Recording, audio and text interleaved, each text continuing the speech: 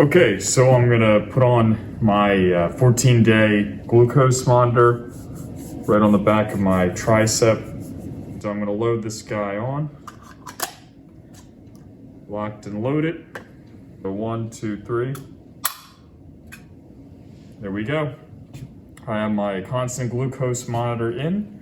I'm gonna let it calibrate for an hour and then it'll start giving me feedback. So what am I looking for with my constant glucose monitor?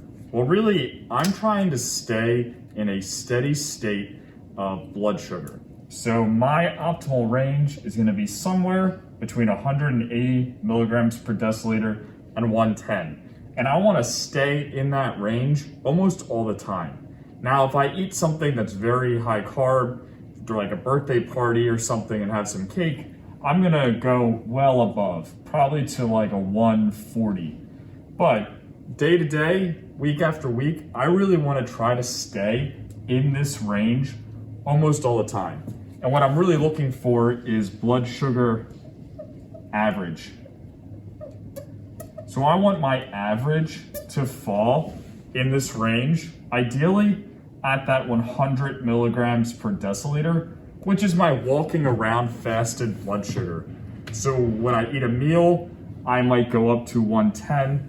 If I don't eat for a while, I might dip below this 100, somewhere in the 90s or the 80s if I'm sleeping. But ideally, I wanna stay in this range. And what I'm gonna do is find foods that keep me in this range.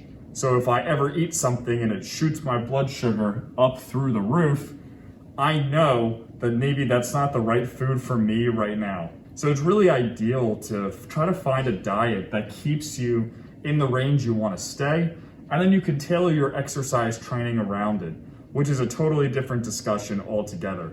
There's ways to add in exercise so that you're maximizing this point, such as eating after a vigorous exercise workout, or perhaps even waiting on an exercise workout until you're in a fasted, low carb state.